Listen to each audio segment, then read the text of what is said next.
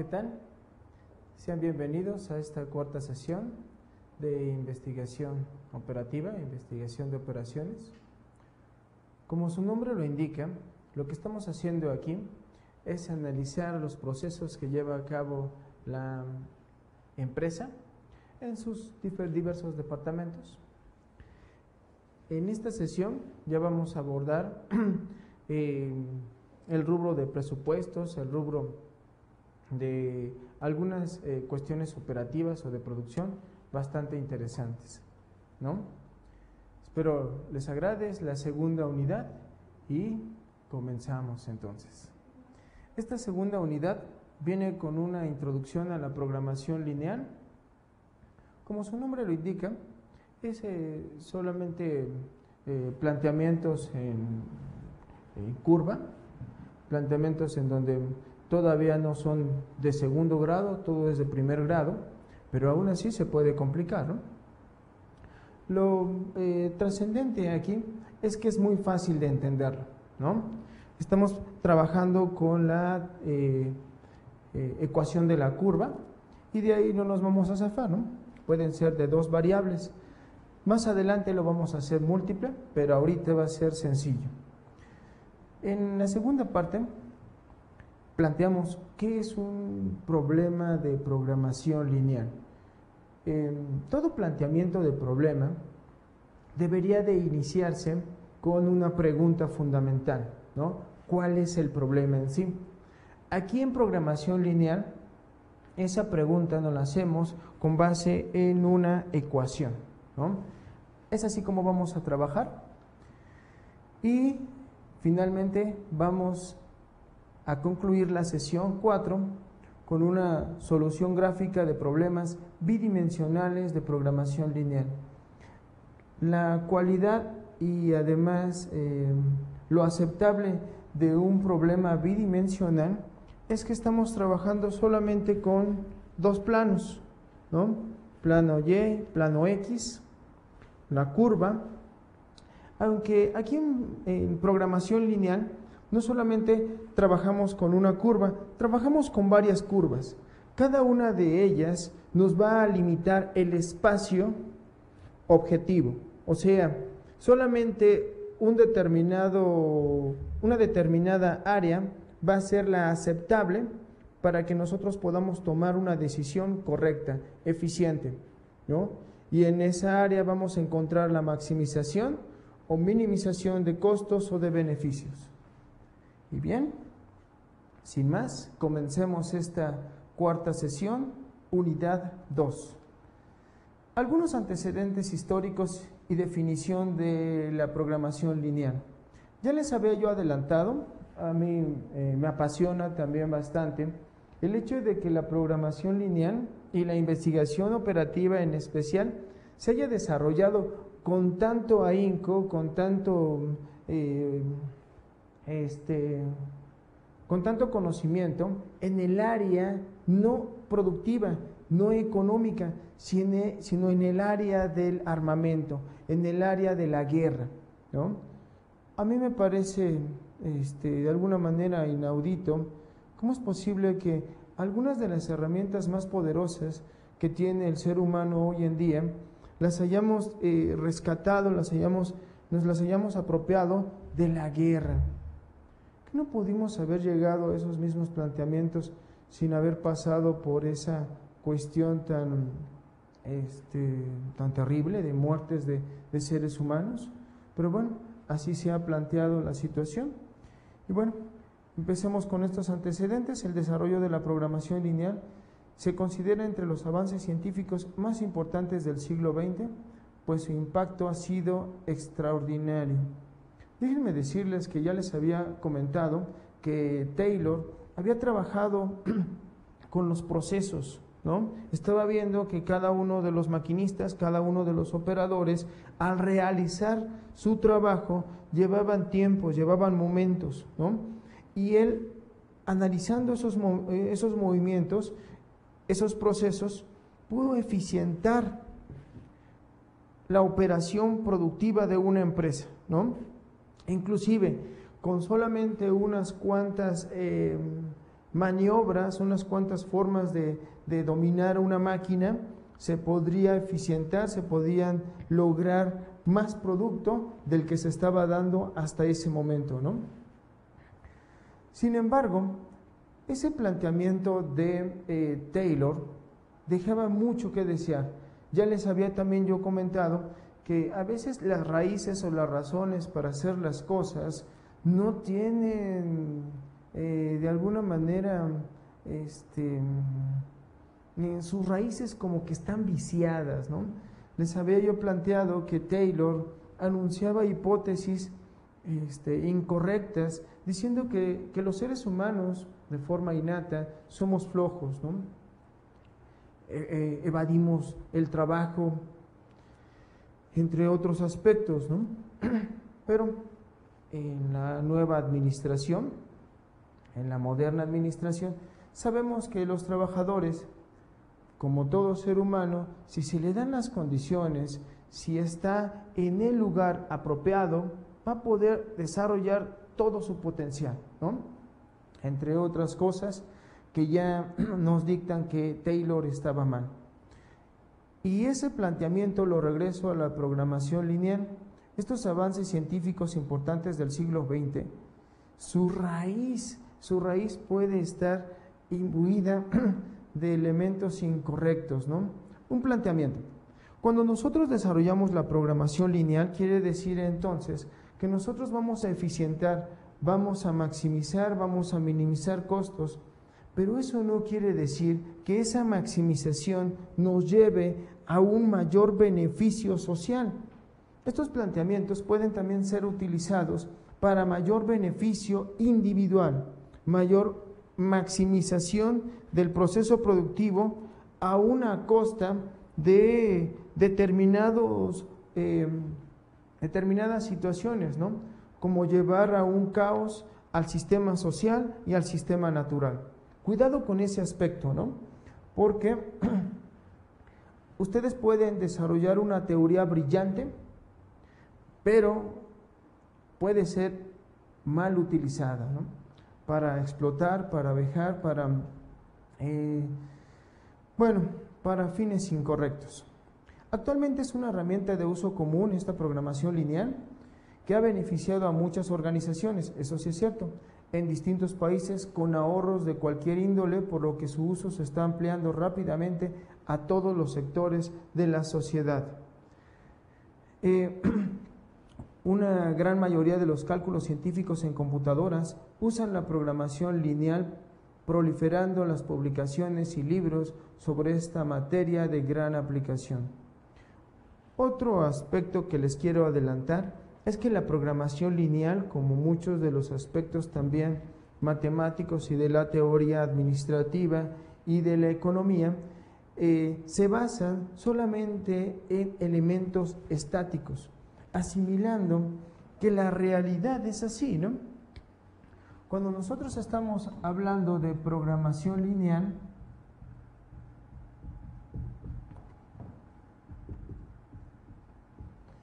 su base es una realidad que le podemos nosotros llamar estática, ¿no? Con base en 3x más 7y igual a 47, con base en ese planteamiento completamente estático, ¿no? Estamos pensando que las dos variables van a permanecer inamovibles, ¿no? Como lo que nosotros en economía establecemos como ceteris paribus, ¿no? Todos los demás elementos quedan estáticos, ¿no? Como si en determinado momento pudiéramos detener el tiempo o detener la realidad, ¿no? Para que pudiéramos hacer nuestro experimento. Desafortunadamente no es así. Más adelante, en la sesión 6, trabajaremos hasta con algún modelo, algún planteamiento ya en el área financiera. Y en el área financiera, cuando nosotros vemos sobre todo el índice de precios y cotizaciones de la bolsa, casi segundo a segundo se está moviendo. ¿no? ¿Cómo plantear a partir de esos movimientos una ecuación estática? ¿Qué quiere decir este planteamiento estático?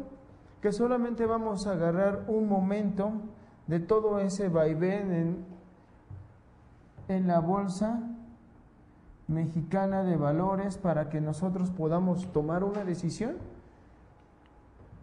¿Ustedes cómo verían esa parte? ¿Sería correcto tomar esa decisión a partir de un modelo estático?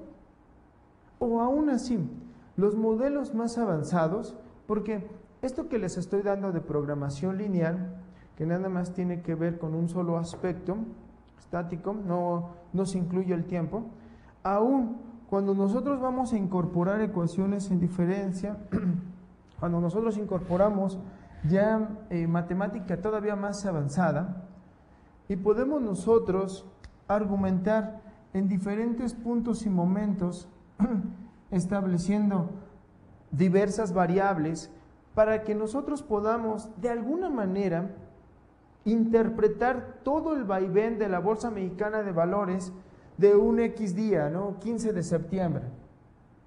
Bueno, sí, bueno, 14 de septiembre de X año, ¿no? Nosotros queremos interpretar sus movimientos y además adelantarnos a ellos con el modelo, con una ecuación matemática avanzada que incluya variables, que incluya el tiempo, que incluya todos los aspectos que están en juego. Podría ser inclusive una ecuación casi de 150 variables, ¿no? Con algunos otros elementos. Pero aún así, déjenme decirles que ni los más avanzados modelos matemáticos han logrado captar fielmente la realidad. Y la respuesta es muy sencilla también, ¿no? ¿Por qué no lo han hecho? ¿Por qué no se puede captar esa realidad? Porque este mercado, este es el mercado, le llamamos nosotros, mercado bursátil, mercado financiero. El mercado financiero, como ustedes verán, es muy inestable, es muy inestable.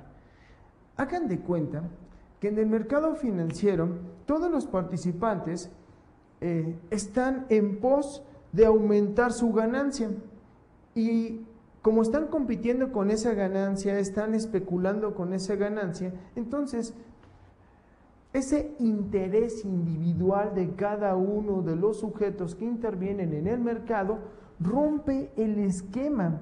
Aunque nosotros hubiéramos hecho un planteamiento correcto, relativamente correcto, de todas las variables, de todos los elementos del mercado financiero, en este caso mexicano, de todas maneras, el interés individual de cada uno de los sujetos que participan en la bolsa reventaría nuestro modelo. Por eso es que en algunos aspectos los modelos matemáticos han caído en desuso, ¿no? Recuerdo en un momento determinado a grandes investigadores de la economía financiera mexicana, doctores, planteando, ¿no?, que algunas ecuaciones todavía más avanzadas que la programación lineal, programación múltiple, no logran captar la realidad, ¿no? ¿Cómo nos podemos dar cuenta de ello? En el mercado financiero, obviamente, lo que estamos viendo son una serie de crisis. Son muchas crisis las que se están sucediendo en el sistema financiero.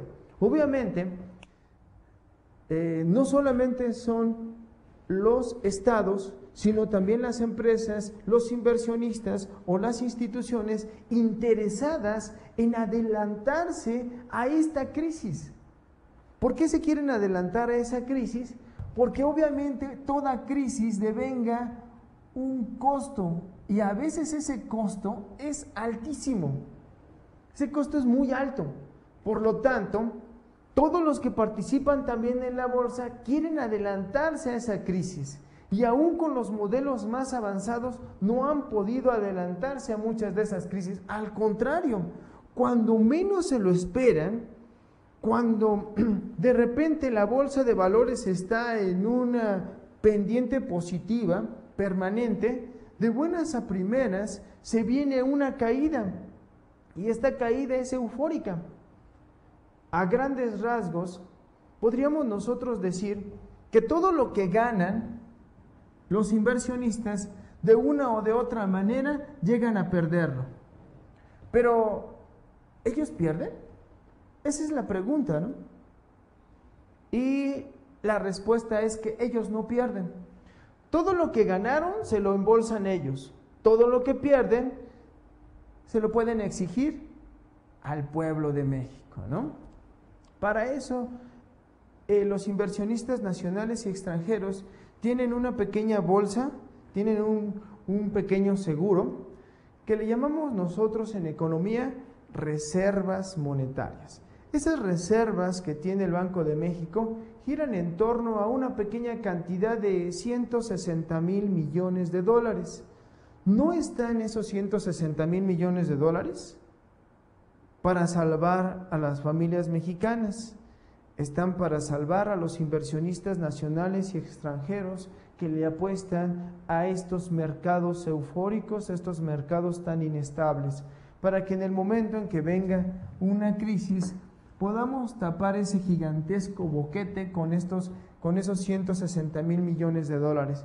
Pero el gobierno mexicano todavía ha pensado muchísimo más allá de esos 160,000 millones de dólares. En pesos mexicanos, para que ustedes se den una idea, pues serían algo así como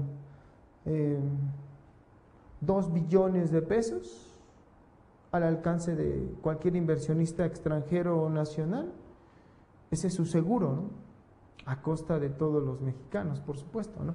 Pero todavía el gobierno mexicano ha hecho otra concesión adicional. Si es que el sistema financiero llegara a tronar, no solamente tienen ellos 160,000 millones de dólares para recuperar algo de lo perdido, ¿no? Sino aunado a ello, el gobierno mexicano tiene un crédito flexible con el Fondo Monetario Internacional por otros 72,000 millones de dólares. Obviamente con cargo al erario público, ¿no?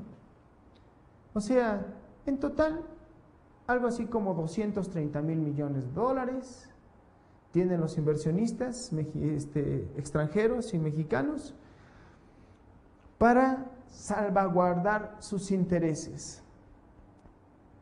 Ahorita justamente en México hay muchísimas familias que están en la bancarrota. Yo diría que sería más sano rescatar a esas familias mexicanas que pretender rescatar a estos inversionistas que solamente especulan en la bolsa de valores. Pero terminaré ya este ejemplo diciéndoles una cuestión interesante. Les había yo anunciado que imagínense la tendencia. La tendencia es que llegan a ganar ellos un 30%. Este 30% de aumento en sus activos financieros. Ellos le apuestan 1,000 pesos y ahora ya tienen 1,300. Pero de la misma manera, hay una variación tan grande que tarde o temprano este aumento del 30% disminuye a cercano a un 25%. O sea, en términos generales, casi todo lo que sube tiene que bajar. ¿Les suena esa teoría? A mí sí me suena. Me recuerda a la física. Tal pareciera que también en economía aparece la física, ¿no? Todo lo que sube tiende a bajar. Entonces, de alguna manera ellos ganan, pero cuando ellos van de caída, quienes tenemos que pagar esos platos rotos somos los pueblos. Quien también está reconociendo esta situación es Europa. Europa ya conoció esto y ya no tengo más que decir. Lo que sí es que la programación lineal, si vamos a captar una realidad estática, difícilmente podríamos nosotros utilizarla, ¿no?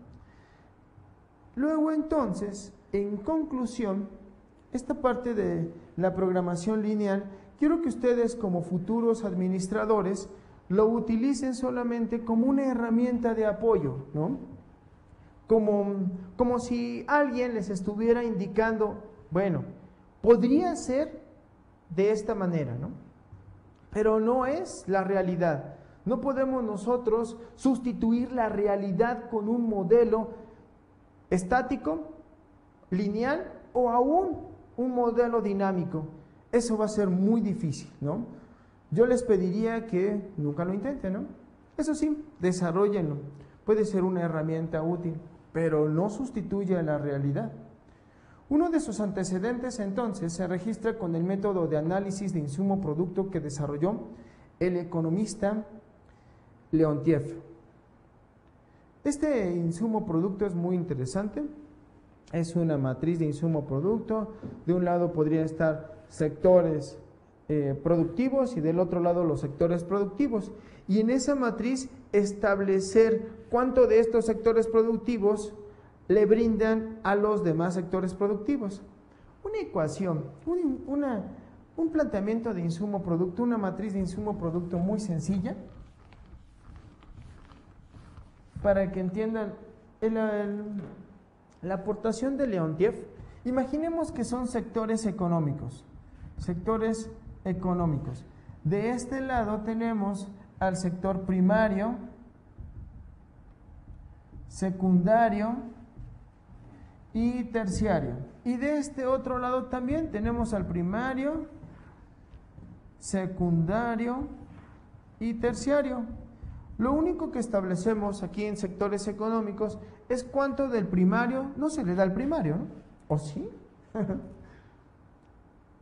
Pues también podríamos establecer cuánto del primario se queda en el primario, porque obviamente si ellos producen maíz, ese maíz también es para autoconsumo, pero en la matriz original de Leontief no se plantea esa situación que les estoy anunciando ahorita. Más bien lo que nos indica Leontief es cuánto del sector primario le damos al sector secundario. Imaginemos que le damos 40. ¿Y cuánto del primario se lo damos al terciario? Imaginemos que es un 30, ¿no? ¿Cuánto del secundario le da al primario? Imaginemos que es un 50. ¿Cuánto del secundario le da al terciario? Imaginemos que son un 110. ¿Cuánto del terciario le da al primario? Imaginemos que son 60. ¿Y cuánto del terciario le da al secundario? Imaginemos que son 130. Y así, por el estilo, ¿no? Es un intercambio, una relación entre una cuestión productiva con la cuestión productiva de este lado, ¿no? Es así como queda. Bien, también se debe reconocer el economista y matemático soviético Kantorovich, quien ya en 1939 formuló y resolvió un problema de programación lineal para la organización y planeación de la producción. ¿En qué circunstancias? Sería una muy buena pregunta para ustedes. ¿En qué circunstancias podríamos nosotros utilizar la programación lineal con un porcentaje amplio de efectividad, ¿no? Que podríamos nosotros, esta ecuación estática que nosotros vamos a hacer con la programación lineal, ¿en qué momento podríamos establecer que tenga una probabilidad mayor de 50%, 60, 70, 80% de efectividad de nuestra ecuación y que capte la realidad? La respuesta también es sencilla. En el momento en que nosotros tengamos todas las variables controladas, relativamente controladas, entonces nuestra ecuación puede tener mayor efectividad, ¿no? Otro antecedente es la interpretación de Hitchcock a un problema de tipo de transportación en 1941, ¿no? Esto también es interesante, establecer cuáles pueden ser tenemos dos rutas hacia una ciudad, cuál de las dos rutas puede ser la más viable, minimizando costos, ¿no? Ese planteamiento es bueno. El problema también de la dieta, que fue analizado por Stigler en 1945, ese problema de la dieta lo vamos a trabajar más adelante y también es interesante, ¿no? Quiero decirles que en esta parte de la dieta se planteaba otra vez en la guerra cómo poder darle a los soldados los ingredientes, las vitaminas, minerales y proteínas necesarias para que pudieran funcionar adecuadamente. Pero además de ello, lo que se planteaba es que fuera al menor costo. En casi todos los problemas que nosotros vamos a plantear de programación lineal, tienen esa virtud, ¿no? Si nosotros estamos hablando de la dieta, ¿qué podríamos nosotros hacer en ese sentido, ¿no? Dieta de soldados. Cuando nosotros estamos trabajando con programación lineal, hay dos vías. Lo que podríamos nosotros hablar de maximización y otro es de minimización. ¿En qué sentido tendríamos nosotros que maximizar y en qué sentido tendríamos que minimizar? En la dieta de los soldados, aquí existe esta parte. Sería muy buena pregunta también para ustedes. ¿En qué momento podríamos nosotros maximizar y en qué momento minimizar? Maximizar en cuanto a los ingredientes nutritivos, ¿no?, de la comida. Maximizar la mayor fuente de proteína, la mayor fuente de vitaminas que les podamos dar a los soldados. Hay que maximizar en ese sentido. Y minimizar en cuanto a los nutrimentos. Aquí le podríamos llamar nutrimentos. En cambio, también nos interesa minimizar la dieta en el sentido de los costos, ¿no? Podríamos utilizar los dos planteamientos, ¿no? Pero como son costos y como es nutrición, tendríamos que plantearlo de diferente manera para poder llegar a esos dos resultados. Pero es aceptable, como ustedes podrán observar. Y bien, ese es Stigler, más adelante lo veremos. El gran impulso de la programación lineal para la industria y los negocios se identifica con el doctor George Damsin, matemático norteamericano de origen, que desarrolló el algoritmo simplex. Ese algoritmo simplex, como soluciona la programación lineal, también lo veremos más adelante, ¿no? ¿Les va a gustar? Es un método sistemático de resolución para problemas modelados con programación lineal, como ya se los había anunciado. En su momento lo haremos.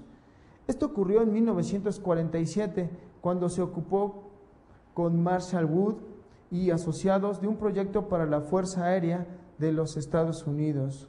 Qué raro, la Fuerza Aérea. Bueno, aquí lo que también les quiero mencionar es que estos personajes que desarrollaron la matemática y desarrollaron la programación lineal y otros métodos matemáticos, quiero decirles que no tenían una fuente, no tenían una riqueza, no tenían el potencial de lo que nosotros tenemos ahora con las computadoras. ¿Se imaginan hasta dónde hubieran llegado esos tipos con una computadora? Bueno, nada más me imagino al compañero Leonardo da Vinci. Ese personaje se adelantó 500 años en la historia.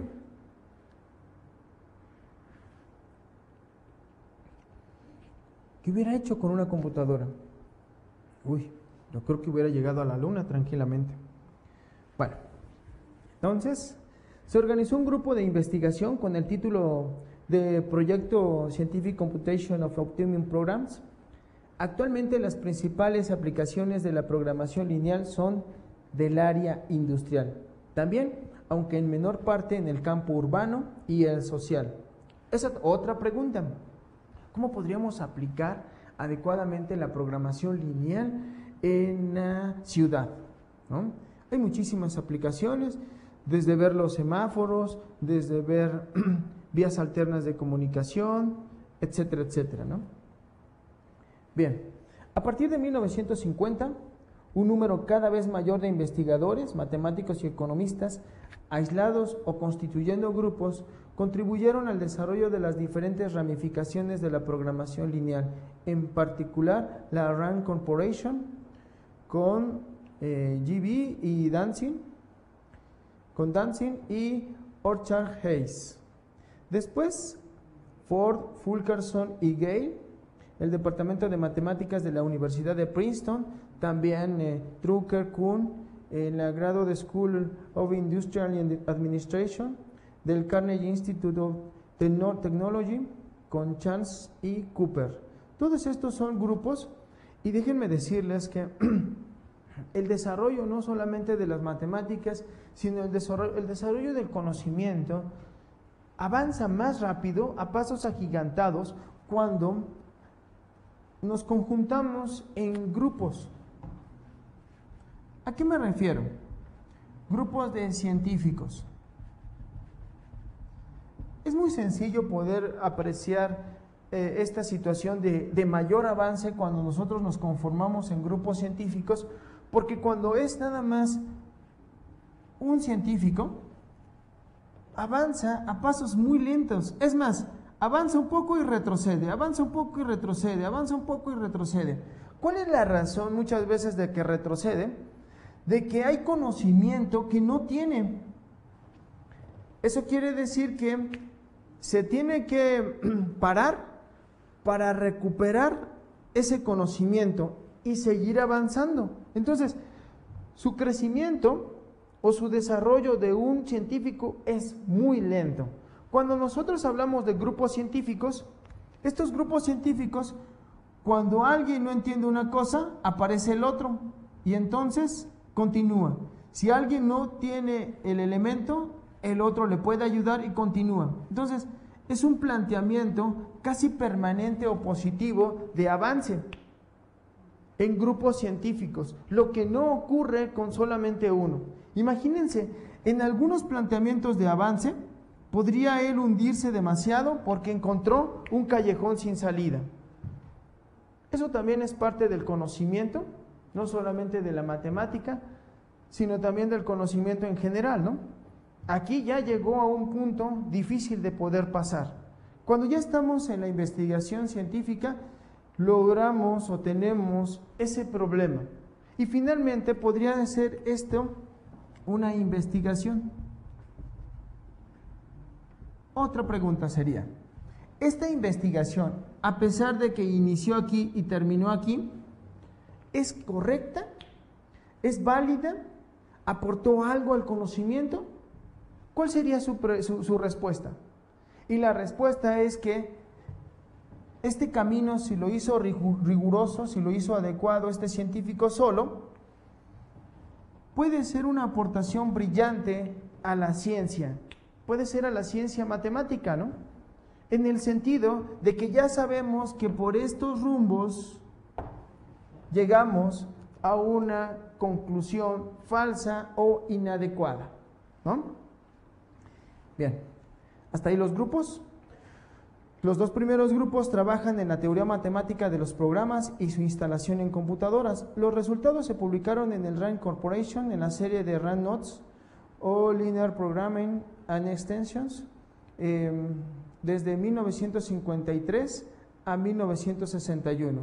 Se deben mencionar las de Dancing sobre los desarrollos teóricos, Orchard Hayes sobre la instalación de los programas de cálculo en máquinas y las de Ford y Fulkerson sobre las redes de transporte, ¿no?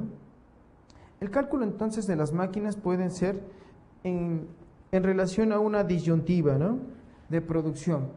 Y las redes de transporte es interesantísimo, ¿no?, ver la red de transporte de la Ciudad de México, de la Ciudad de Monterrey o de la Ciudad de Guadalajara. Es necesario citar especialmente en el activo grupo de Princeton el método húngaro de Kung para los problemas de asignación, Linear Inquiries and Related Systems, en 1956, y el método de Gomori para el cálculo de los problemas lineales con números enteros a finales del año de 1958. Aquí lo que estamos haciendo ya son avances en la matemática, estamos viendo su historia, pero además de ello, lo irónico del ser humano es que no solamente falla en los planteamientos más avanzados, sino que a veces fallamos en los planteamientos más simples, ¿no? Eso es lo irónico del asunto. Y bien, el equipo del Carnegie Tech desarrolló la programación lineal en aplicaciones industriales. Se interesó en aspectos teóricos particulares como degeneración, errores de redondeo, el simplex revisado y variables acotadas. Aquí lo que tenemos es una línea de utilidad máxima.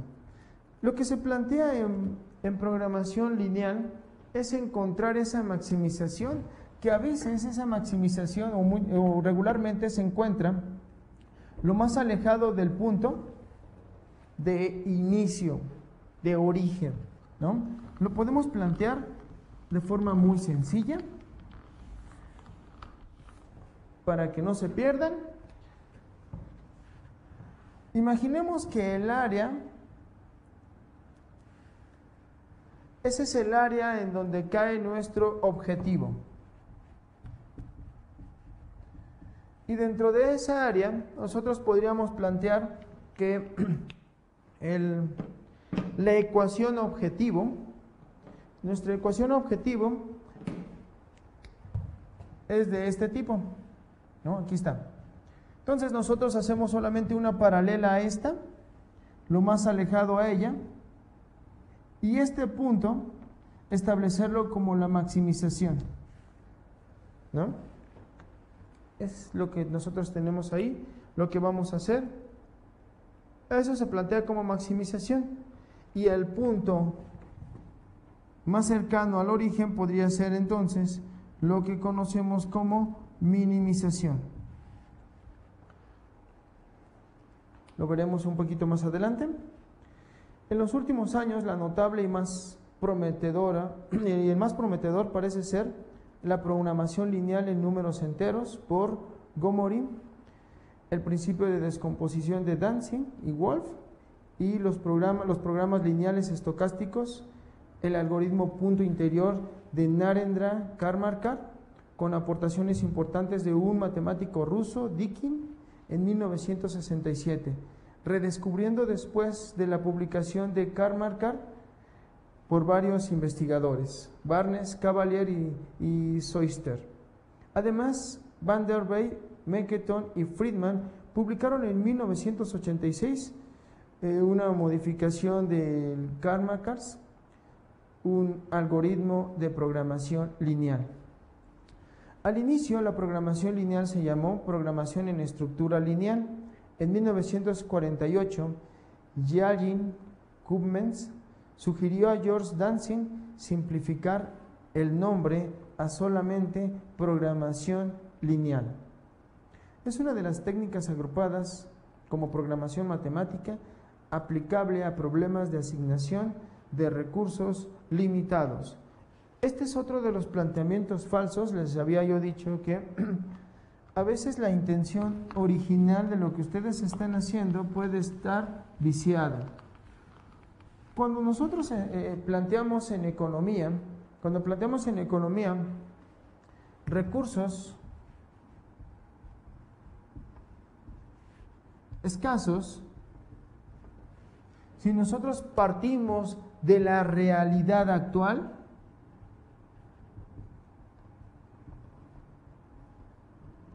podríamos llegar a una conclusión correcta. Hay verdaderamente recursos escasos. Pero, ¿qué pasaría si de buenas a primeras ustedes tienen la capacidad de analizar un espectro muchísimo mayor?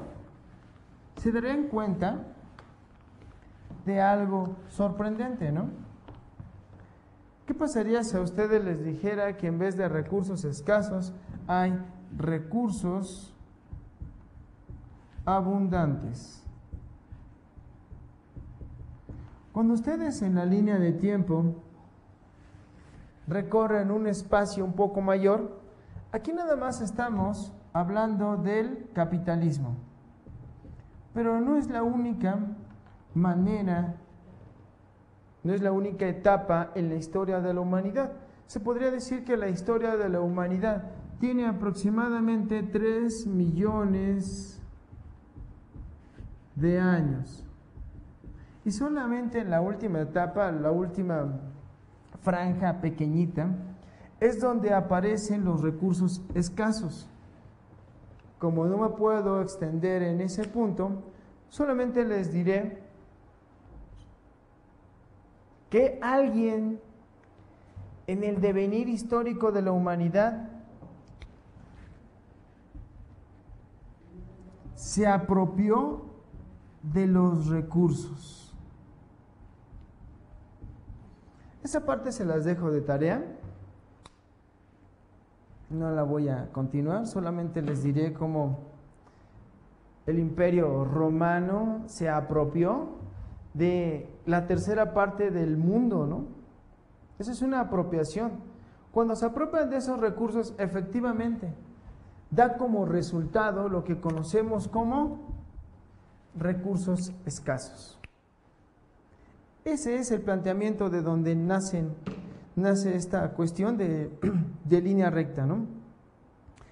Con actividades competitivas. Es una de las técnicas agrupadas como programación matemática aplicable a problemas de asignación de recursos limitados, con actividades competitivas hacia un objetivo común que puede ser de maximizar, ejemplo, utilidades o rendimientos. También se puede desear minimizar el esfuerzo, costos, el personal, el desperdicio, y se usa un modelo matemático como representación válida de la problemática en estudio. Sus relaciones deben ser lineales o de línea recta, que significa utilizar solo una variable de primer grado en cada uno de los términos. Yo digo que esta parte de programación lineal es muy aceptable cuando nosotros iniciamos en la parte matemática para no complicar tanto la situación. Este es el inicio. Ya después podríamos nosotros ir incorporando programación multifactorial y otros aspectos y otros programas, ¿no?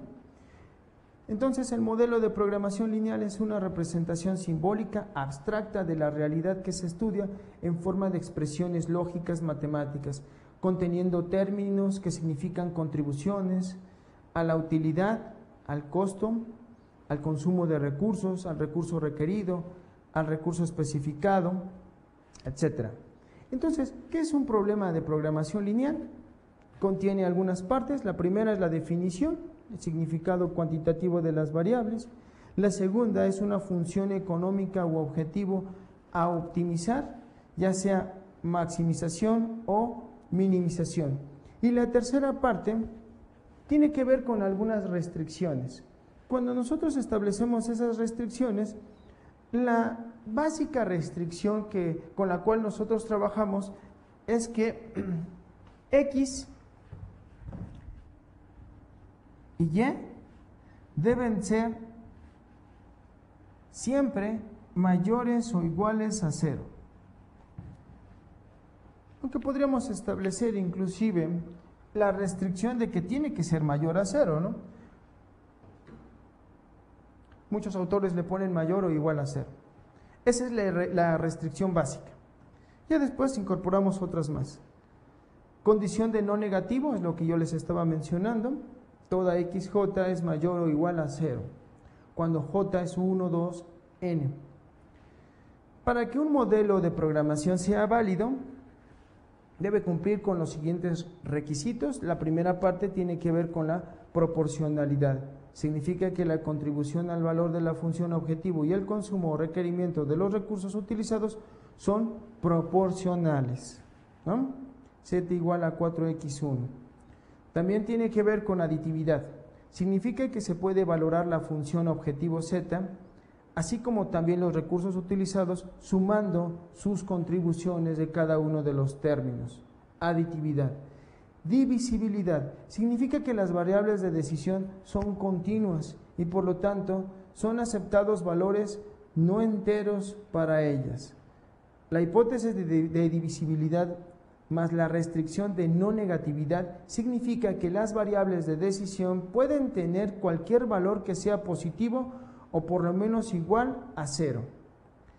Y certidumbre significa que los parámetros o constantes son estimados con certeza, o sea, no interviene una función de probabilidad para obtenerlos. Esa es otra de las cualidades. Y bien, propiedades del modelo de programación lineal.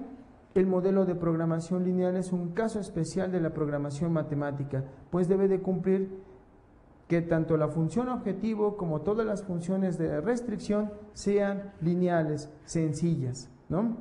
Y de aquí podríamos nosotros hablar de cuestiones determinísticas, ¿no? Estas cuestiones determinísticas que son lineales, con las que vamos a trabajar y en rojo, entero, continuo y son binarias. Las no lineales son convexas y no convexas, restringidas e irrestrictas, dentro de las convexas. Solución gráfica de los problemas bidimensionales, con esto vamos a terminar rápido. Muchos problemas de administración y economía están relacionados con la optimización, ya sea máximos o mínimos, de una función sujeta a un sistema de igualdades o desigualdades. La función por optimizar es la función objetivo. Las funciones de ganancia y de costo son ejemplos de funciones objetivo.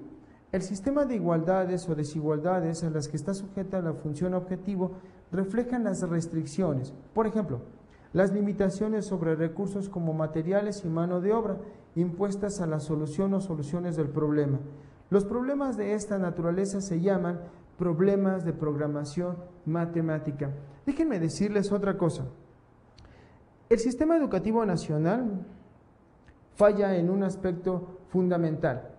Cuando nosotros les damos matemáticas, no les damos los problemas, no les damos las situaciones.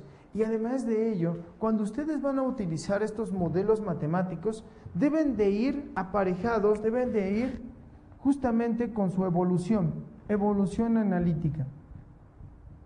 ¿Hasta dónde quieren llegar en su análisis? ¿No? Cuando su análisis es inicial, podríamos nosotros utilizar métodos tipo descriptivos.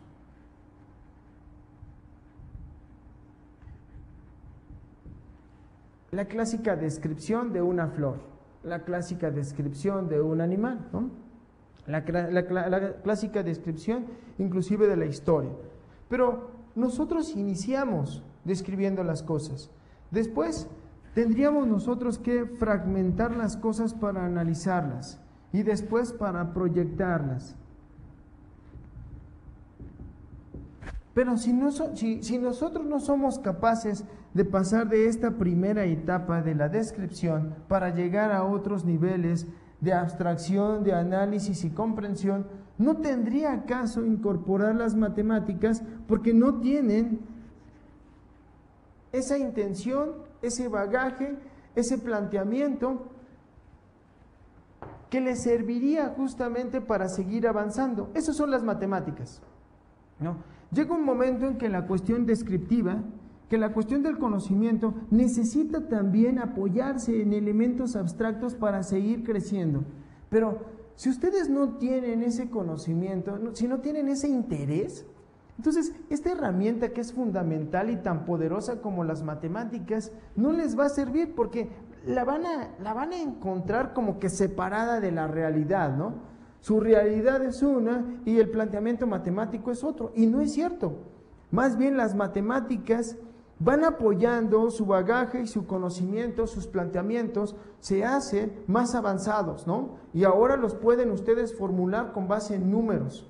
Por eso es que decían muchas personas hace ya muchos años que el lenguaje de la naturaleza estaba cifrado en matemáticas, porque por medio de las matemáticas podíamos llegar a contemplar y a analizar todos esos fenómenos físicos. Y bien, entonces, eso es en cuanto a igualdades, desigualdades. La función por optimizar es la función objetivo, ya se los había anunciado. Las funciones de ganancia y costo son ejemplos de funciones objetivo. Y los problemas de esta naturaleza se llaman problemas de programación lineal. Solución. En particular aquellas donde la función objetivo y las restricciones se expresan como ecuaciones o desigualdades lineales se llaman problemas de programación lineal. Entonces, esta parte de las cuestiones lineales tiene que ver con variables, tiene que ver con restricciones y tiene que ver con funciones. Aquí tenemos rápidamente un sencillo ejemplo de cómo podemos llegar a establecer el máximo en cuanto a la producción de trajes, ¿no? Dice, un sastre tiene 80 metros cuadrados de tela de algodón y 120 de lana. Un traje de caballero requiere 1 metro cuadrado de algodón y 3 metros cuadrados de lana. Y un vestido de señorita necesita 2 metros cuadrados de cada una de las telas. Hallar el número de trajes y vestidos que debe confeccionar el sastre para maximizar los beneficios si un traje y un vestido se venden por el mismo precio, ¿no? Aquí tenemos las variables, tenemos las restricciones, sabemos que X y Y deben de ser igual o mayor a 0, tenemos la restricción de que X más 2Y deben de ser menores o iguales a 80 porque son los 80 metros cuadrados de tela. 3X más 2Y tiene que ser menores o iguales a 120 porque son 120 metros cuadrados de tela de lana. Esas son las restricciones. Se llama acá al beneficio obtenido por la venta de un traje o de un vestido. La función que nos da el beneficio total es fxy igual a k en función de x más y, ¿no? Tenemos que maximizar esta función sujeta a las restricciones. Representamos el recinto de restricciones y la recta k de x más y igual a 0, que es x más y igual a 0, que nos da la dirección de las rectas. K, x más y igual a k. El máximo se alcanza en el punto de intersección de las rectas en el punto más alto, que es el punto 20-30. Por tanto, deben confeccionarse 20 trajes y 30 vestidos como efectivamente dictan los cánones, ya que los vestidos utilizan menos tela y el precio es el mismo. En resumen, vimos la unidad 2, el inicio de la unidad 2, introducción a la programación lineal. Vimos que es un problema de programación lineal y su solución gráfica de estos problemas bidimensionales, ¿no? Estas son algunas de las fuentes: Shamin Stevens, Akou-Sassien, Fundamentos de Investigación de Operaciones, Tieruf y Gross, Toma de Decisiones por medio de investigaciones de operaciones, Moscovitz y Wright, Investigación de Operaciones, Winston, Investigación de Operaciones, y el sitio de UPIXA. Hay muchos sitios, también en la UNAM, también en el CINVESTAB, también en la UAM, que les pueden ayudar en investigación de operaciones. Pues con esto cerramos nuestra cuarta sesión. Espero les haya gustado, les haya llamado la atención y nos vemos para la quinta sesión.